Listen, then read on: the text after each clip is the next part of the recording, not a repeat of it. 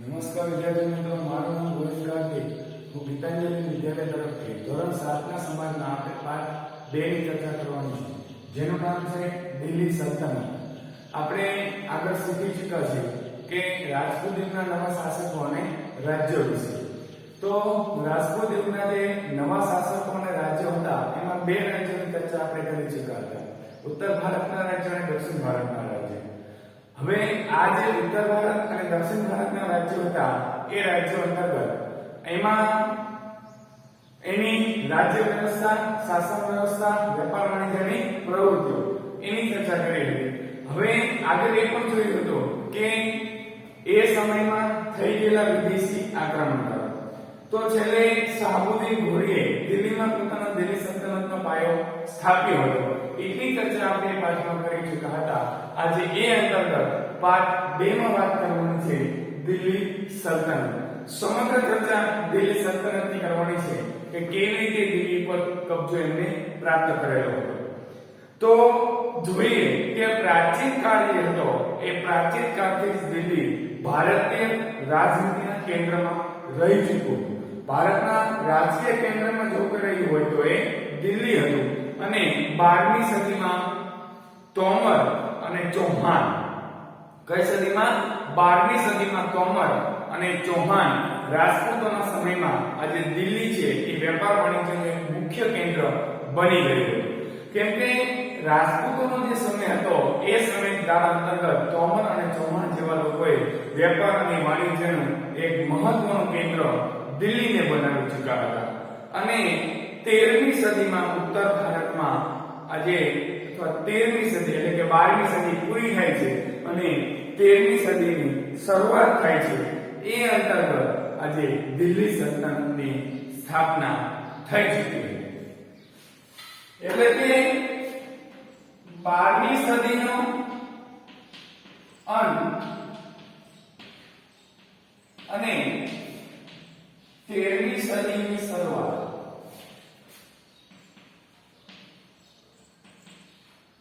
એટલે દિલ્હી સલ્તનતની સ્થાપના.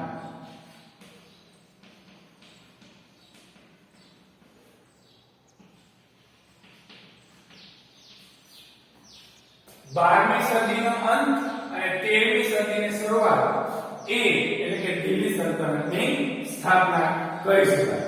અને ઉત્તર ભારતના વિશાળ વિસ્તારો પર શાસન કરનાર શાસકોએ કયું ભારત?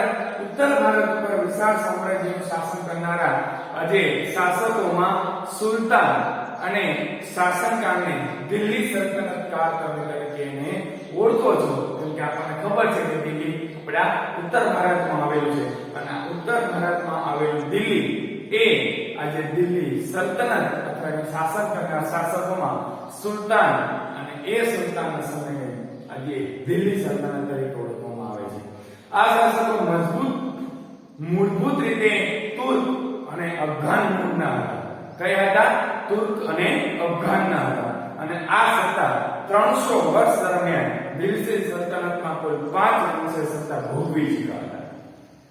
આજે તુર્ક અને અફઘાનના હતા એ તુર્ક અને અફઘાનના મૂળના શાસકો જે હતા એ શાસકોમાં 5 વંશ આજે દિલ્હી સલ્તનત ઉપર શાસન કરી ચૂક્યા હતા.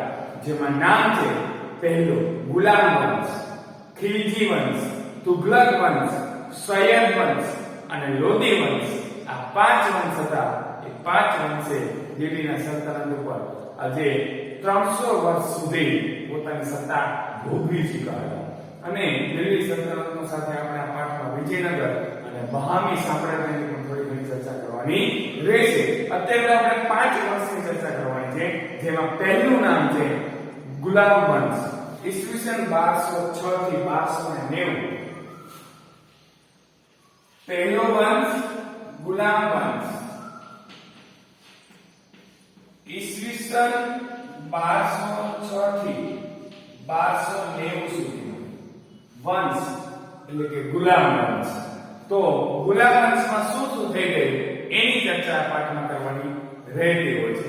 તો ઈસવીસન 1992 માં તરાઈના બીજા વિશ્વ યુદ્ધમાં અથવા બીજા યુદ્ધમાં શાહબુદ્દીન ઘોરીએ પૃથ્વીરાજને નિર્ણયાત્મક રીતે વિજય મેળવી દિલ્હી સલ્તનત સત્તાનો પાયો નાખ્યો. એની ચર્ચા આગળના પાઠમાં આપણે કરી કે ઈસવીસન 1992 માં દિલ્હી સલ્તનતની સત્તા માટે બે પક્ષી યુદ્ધ થયું. ઘોરી અને ચૌહાણ વચ્ચે, એટલે કે શાહબુદ્દીન ઘોરી અને પૃથ્વીરાજ ચૌહાણ વચ્ચે યુદ્ધ થયું. એમાં શાહબુદ્દીન ઘોરીએ પૃથ્વીરાજ ચૌહાણને હરાવ્યો અને દિલ્હી સલ્તનતની સ્થાપના કરી ચૂક્યો હતો. અને એ સમયે મોહમ્મદ ઘોરીનો ગુલામ હતો કુતબુદ્દીન એબક, એ મામલુક વંશનો સ્થાપક હતો. એટલે ગુલામ વંશ અને આનો ગુલામ ઘોરીનો ગુલામ કુતબુદ્દીન એબક, અને એને માત્ર 5 વર્ષના શાસનકાળમાં તેને સલ્તનત સત્તાનો પાયો છે જાળવી રાખ્યો. અને ઈસવીસન 1210 માં, એટલે કે આનો ગુલામ, કોનો ગુલામ? ઘોરીનો, અને ઘોરીનો ગુલામ કુતબુદ્દીન એબક, એબક હતો. અને આને 1210 માં પોલોની રમત રમતા મૃત્યુ પામ્યો. કેમાં મૃત્યુ પામ્યો? પોલોની રમત. શરૂઆત ક્યાંથી થઈ છે? તો ઘોરી અને ચૌહાણ વચ્ચે યુદ્ધ થયું. ઘોરી જીતી ગયો અને દિલ્હીની સત્તાનો પાયો નાખ્યો. એ સમયે ઘોરીનો ગુલામ હતો કુતબુદ્દીન એબક, એને પણ 5 વર્ષના ટૂંકા સમયગાળામાં પોતાની સત્તા જાળવી રાખવાનો પ્રયત્ન કરેલો. 1210 માં પોલોની રમતમાં મૃત્યુ પામ્યો. ઘોડા પરથી પડી ગયો અને મૃત્યુ પામ્યો. અને કુતબુદ્દીન એબકના અવસાન પછી આવ્યો ગુલામ વંશ અને એનો જમાઈ ઇલ્તુમિશ ગાદી આવ્યો. એટલે કુતબુદ્દીન એબકનો જમાઈ કોણ આવ્યો? જમાઈ કોણ હતો? ઇલ્તુમિશ. અને આ ઇલ્તુમિશ છે કુતબુદ્દીન એબકની ગાદી પર આવી ચૂક્યો હતો. અને આ ઇલ્તુમિશે સત્તાને અથવા પોતાની જે સલ્તનત એને મળી હતી એ સલ્તનતને સર્વોપરી બનાવવા માટે એને ચહેલગામની સ્થાપના કરી. એટલે કે 4 ગામની સ્થાપના કરી. પોતાની જે દિલ્હીની સલ્તનત હતી એ સલ્તનતને આખા વિશ્વમાં પોતે રાજ કરી શકે એટલા માટે થઈને એને 4 ગામની શરૂઆત કરી અને 40 તૂત અમીરોને આજે અને દરની રચના કરી. એવા 40 અમીરો કે જે કોઈ પણ કાળે ગમે તેટલી હદ સુધી પહોંચી જઈ શકે એવા દરની રચના કરી. એટલે 4 ગામની રચના કરી. અને એ સમયે એને રાજધાનીનું સ્થળાંતર લાહોરથી છેક દિલ્હી લઈ ગયું. કોણ? કુતબુદ્દીન એબકનો જમાઈ ઇલ્તુમિશ. આ ઇલ્તુમિશ 4 ગામ એટલે 40 અમીર દળોની રચના કરી અને એમની મદદથી આખી રાજધાની ફેરવી નાખી. લાહોરથી છેક દિલ્હી લઈ ગયો. અને ઇલ્તુમિશને ગુલામ વંશનો સાચો સ્થાપક માનવામાં આવે છે. અને પોતાના એક પણ પુત્રને સુલતાન બનાવવા યોગ્ય ન સમજતા ઇલ્તુમિશે પોતાની કાબિલપુરથી રજિયાને પોતાની ઉત્તરાધિકારી જાહેર કરી. વિચાર કે આને 3 પુત્ર, 2 પુત્ર અને 1 પુત્રી હતી. અને આ પુત્રી હતી રજિયા સુલતાન. પણ આ રજિયા સુલતાન આ બંને કરતા નીડર નિર્ભય હતી. રાજા શાસન કરી શકે એવી હતી. એટલે ઇલ્તુમિશે આ બંને પુત્રોને સત્તા ન આપતા ઉત્તરાધિકારી કે રજિયાને પોતાની ઉત્તરાધિકારી જાહેર કરી. અને થોડાક સમયમાં ઇલ્તુમિશ મૃત્યુ પામ્યો. પણ પુત્રી રજિયા સુલતાના દિલ્હીની ગાદી ઉપર બેઠી. એકલી દિલ્હીની ગાદી ઉપર બેઠી અને દિલ્હીની ગાદી આવનાર પ્રથમ મહિલા તરીકે આજે રજિયા સુલતાનને ગણવામાં આવતા હતા. અને એ સમયના ઇતિહાસકાર મિન્હાજ સિરાજ પણ લખે છે કે રજિયા સુલતાના તેના બધા જ ભાઈઓમાં સૌથી વધુ કાબિલ અને સક્ષમ હતી. યાના એ સમયના લેખકો પણ લખે છે કે રજિયા સુલતાન જેવી કાબિલ અને સક્ષમ સ્ત્રી એ સમયમાં એના ભાઈ કરતા પણ સૌથી વધારે સક્ષમ માનવામાં આવતી. અને આમ છતાં એક મહિલા શાસન ન કરી શકે એટલા માટે દરબારીઓ પણ તેને સ્વતંત્ર શાસક તરીકે સ્વીકારવા રાજી ન થયા. અને અમીરોની સત્તા લાલસા અને સતત ચાલતા વિદ્રોહોના તેના શાસનનો અંત લાવી દીધો. કોનો? તો કે રાજપાટમાં આના વિરુદ્ધના માણસો થઈ ચૂક્યા હતા અને અને અંતે સત્તાની લાલસા જાગી અને અમીરોની પણ લાલસા જાગી, એના દરબારીઓની પણ લાલસા જાગતા રજિયા સુલતાનના શાસનનો અંત આવ્યો અને એના અવસાન પછી 6 વર્ષ સુધી રાજ્યમાં અંધાધૂંધી જાય. કેમ કે પેલા તો એક પુત્ર એને તો રાજધાની સોંપી નહોતી, રજિયાને સોંપી, પણ એની પાછળનો કોઈ વારસદાર નહોતો. એટલે આ રાજ્યમાં અંધાધૂંધી ફેલાવા લાગી. કેટલા વર્ષ સુધી? 6 વર્ષ સુધી અંધાધૂંધી ફેલાઈ અને અમીરોએ ઇલ્તુત્મિશના પુત્ર નાસિરુદ્દીનને દિલ્હીની ગાદી પર બેસાડ્યો. કોને? તો કે ઇલ્તુત્મિશના એક પુત્ર હતો નાસિરુદ્દીન, આને દિલ્હીની ગાદી ઉપર બેસાડ્યો અને અંતે 21 વર્ષના શાસનકાળ બાદ આજે ગયાસુદ્દીન બલબનને ગાદી પર બેસાડ્યો. 21 વર્ષ સુધી નાસિરુદ્દીને શાસન કર્યું અને પછી ગયાસુદ્દીન બલબન આવ્યો અને તેને ચહેલગાહનો નાશ કરીને શાસન તંત્ર પરથી અમીરોના પકડને હળવી કરી દીધી. જે ઇલ્તુત્મિશે 40 અમીરોના દળ બનાવ્યા હતા, એ 40 અમીરોના દળને આજે નાશ કરી દીધા ગયાસુદ્દીન બલબલે અને સમગ્ર પકડ પોતાના હાથમાં જમાવી દીધી. તેણે રાજાનું સ્થાન વધુ મજબૂત બનાવ્યું અને બલબન સહિત અને આજે પોતે સાહિત્ય અને કલાનો પોષક હતો અને 22 વર્ષના શાસન થોડા સમય બાદ દિલ્હી સલ્તનત પર ખલજી વંશની સ્થાપના થઈ. એટલે કે 21 વર્ષ સુધી આને શાસન કર્યું અને ગયાસુદ્દીને 22 વર્ષ સુધી શાસન કર્યું અને પછી શરૂઆત થઈ ખલજી વંશની. કયા વંશની? ખલજી વંશની. એટલે કે એનો મતલબ શું થયો? અહીંના વાત પૂરી થઈ ગઈ. હવે ચર્ચા કરવાની છે ખલજી વંશની. ખલજી વંશ કેવી રીતે અમલમાં આવ્યો? હવે ગુલામ વંશનું પટ્ટું કપાઈ ગયું, કેમ કે હવે પાછળથી કોઈ શાસન કરવાનું નહોતું અને ખલજી વંશ સ્થપાઈ ગયો. છેલ્લે અંત હતો 1290 માં, એટલે કે આની શરૂઆત થઈ 1290 થી ઈસવીસન 1290 થી 1320 સુધી. ઈસવીસન 1320 સુધી ખલજી વંશનું શાસન જળવાઈ રહ્યું. તો જલાલુદ્દીન ખલજીની એ ખલજી વંશની સ્થાપનાની અથવા એને શાસનની શરૂઆત કરી. તે જલાલુદ્દીન 6 વર્ષના શાસન બાદ દિલ્હીની ગાદીએ મહત્વાકાંક્ષી સુલતાન અલાઉદ્દીન આવ્યો અને તેણે ઉત્તર ભારત, દક્ષિણ ભારત અને ગુજરાત પર વિજય પ્રાપ્ત કરી સામ્રાજ્યનો વિસ્તાર કરવાની શરૂઆત કરી ચૂક્યા હતા. ક્યાં સ્થાપના કોણે કરી ખલજી વંશની? તો કે જલાલુદ્દીન. જલાલુદ્દીને ખલજી વંશની સ્થાપના કરી અથવા એની શાસન કરવાની શરૂઆત કરી અને 6 વર્ષ બાદ દિલ્હીની ગાદીએ મહત્વાકાંક્ષી સુલતાન અલાઉદ્દીન આ ગયો. પછી 6 વર્ષ પછી અલાઉદ્દીન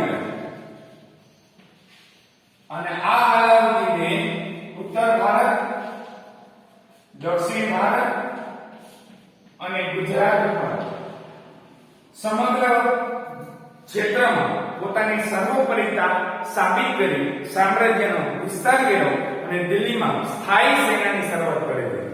કે આ આટલી સેના છે એ દિલ્હીની સ્થાયી છે અને તેને સૈન્યના ઘોડા અને સૈનિકોની વિશિષ્ટ ઓળખ કરવા માટે, પોતાના સૈન્યની ઓળખ કરવા માટે અને સૈન્યમાં વપરાતા ઘોડાની ઓળખ કરવા માટે એને દાગ અને ચહેરા પદ્ધતિની શરૂઆત કરી. શેની શરૂઆત કરી? કોને ઓળખવા? તો કે ઘોડાને ઓળખવા માટે દાગ અને સૈન્યને ઓળખવા માટે ચહેરા. એટલે કે દાગ અને ચહેરા પદ્ધતિની શરૂઆત કરી. પોતાના ઘોડાને અને પોતાના સૈન્યને ઓળખવા હોય તો આ બે પદ્ધતિથી તમે ઓળખી શકો, તો જ સ્થાયી તમે સૈન્યની નિમણૂક કરી શકો. એટલે કે આપણું સૈન્ય સિવાયનો બહારનો કોઈ આવી જાય તો ઝડપથી પકડી શકાય. એટલા માટે થઈને એને દાગ અને ચહેરા પદ્ધતિની શરૂઆત કરી ચૂક્યો હોય. આ ઉપરાંત એને ભાવ નિયમન, બજાર નિયંત્રણ, સંગ્રહખોરી નિયમન જેવા વહીવટી સુધારા કર્યા અને અલાઉદ્દીન ખલજી મરી ગયો પછી અંધાધૂંધી વાતાવરણ ફેલાઈ ચૂક્યું અને ખલજી વંશના અંત આણી દિલ્હીની ગાદીએથી તુગલક વંશની શરૂઆત કરનાર ગયાસુદ્દીન તુગલક બની ચૂક્યો.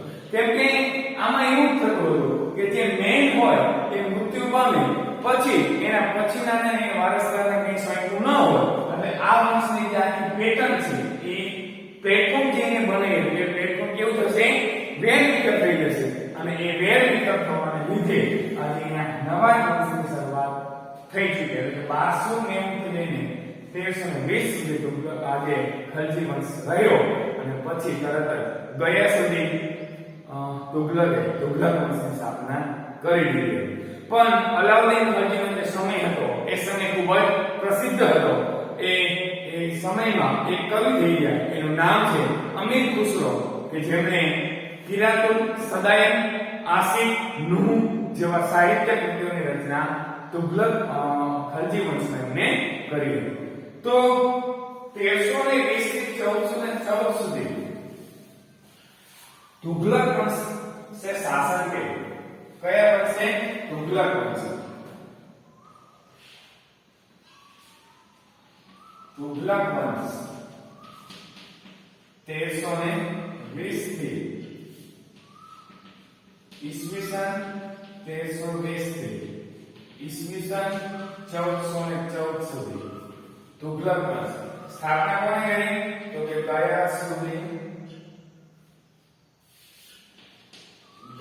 સુધી તુગલક એને તુગલક વંશની સ્થાપના કરી હવે એમાં શું હતું તુગલક વંશમાં કોણ હતું એમાં તો કે તુગલક વંશના જે મોહમ્મદ બિન તુગલક એક પ્રતિભાવન સુલતાન થઈ ચૂક્યો હતો અને જેણે તેના સમયમાં કેટલીક યોજનાઓ અમલમાં મૂકેલી જેમાં દિલ્હીથી દૌલતાબાદ આજે રાજધાની સ્થળાંતર કરવું એવી યોજના અમલમાં મૂકી પહેલા તો લાહોર હતો લાહોરથી તુગલક વંશનો જે જમીન હતો ઇલ્તુત્મિશ એ દિલ્હી લાવ્યો હવે દિલ્હીથી તુગલક વંશ ક્યાં લઈ જાય દૌલતાબાદ એટલે કે એનું સ્થળાંતર કરવું એની આખી યોજના મૂકી પછી પ્રતીક મુદ્રા પ્રયોગ વગેરે જેવી યોજનાઓ એને અમલમાં મૂકી અને પરંતુ મોટા ભાગની યોજનાઓમાં વ્યવહારિકતાનો અભાવ હોવાથી આજે આયોજનબદ્ધ અમલીકરણના કારણે નિષ્ફળ ગઈ અને તેથી ઇતિહાસમાં આ યોજનાઓ માત્ર તરંગની જેવી યોજના છે તરંગની યોજનાઓ બની એમ એક પણ યોજના સફળ બની નહીં કેમ કે આ બધી યોજનાઓ છે એ નિષ્ફળ રહી કે એમાં કોઈ આયોજનબદ્ધ નહોતું કોઈ તબક્કાવાર કોઈ કામ કરી શકે એવું નહોતું એટલે આજે મોહમ્મદ બિન તુગલક હતો એની યોજનાઓ નિષ્ફળ જાય છે અને એના કારણે થઈને મોહમ્મદ તુગલકના સમયમાં આફ્રિકન મુસાફર આવ્યો હતો કયો હતો એનું નામ કે ઇબ્ન બતુતા એ ભારતની મુલાકાત આવ્યો અને એ સમયે મોહમ્મદ તુગલક તરીકે સ્થાન પામેલો અને એનો પિતરાઈ ભાઈ હતો મોહમ્મદ તુગલકનો પિતરાઈ ભાઈ એ ફિરોઝ શાહ તુગલક ગાદીએ આવી ચૂક્યો અને ફિરોઝ શાહ તુગલકના અવસાન બાદ તૈમૂર લંગે દિલ્હી પર આક્રમણ કરી અને જેના સત્તાના પાયે હચમળી નાખ્યા અને તુગલક સત્તા કઈ બની મર્યાદિત બની તો આટલી ચર્ચા હતી એ તુગલક વંશમાં હતી અને ચોથો વંશ આવે છે જેનું નામ છે સૈયદ વંશ એટલે કે ઈસવીસન 1414 થી ઈસવીસન 1451 ત્યાં સુધી સૈયદ વંશ એટલે કે તુગલક વંશ પતી ગયો પછી આવ્યો ખિજા ખાએ સૈયદ વંશની સ્થાપના કરી અને સૈયદ વંશ બાદ બહલોલ લોદીએ લોદી વંશની સ્થાપના કરી અને બહલોલ લોદી સલ્તનતનો પ્રથમ અફઘાન શાસક બની ચૂક્યો હતો અને લોદી વંશનો અંતિમ એટલે કે લોદી વંશ હતો એની સ્થાપના કોણે કરી તો કે બહલોલ લોદીએ અને બહલોલ લોદીનો છેલ્લો શાસક ઇબ્રાહિમ લોદી અને 1526 માં બાબર સામે એને પાણીપતના પ્રથમ યુદ્ધમાં એને પરાજય થયો એટલે સલ્તનત યુગનો અંત આવ્યો અને મુઘલ શાસનની શરૂઆત થઈ કેમ કે અફઘાન શાસક હતો ઇબ્રાહિમ લોદી અને એ ઇબ્રાહિમ લોદીએ બાબર સામે યુદ્ધ કર્યું અને બાબર સામે ઇબ્રાહિમ લોદી હારી ગયા ત્યાં સલ્તનતનો કાળ પૂરો થઈ જાય છે અને મુઘલ શાસનની શરૂઆત થઈ ચૂકી તો હવે જોવાનું છે ત્યાંની રાજ્ય વ્યવસ્થા એ દિલ્હી સલ્તનતની રાજ્ય વ્યવસ્થા કેવા પ્રકારની હતી એ આપણે ભાગ 2 માં ચર્ચા કરશું ત્યાં સુધી ઘેર રહો સુરક્ષિત રહો તમે મને આ પ્રશ્ન સાંભળ્યો તે બદલ તમારો ખૂબ ખૂબ આભાર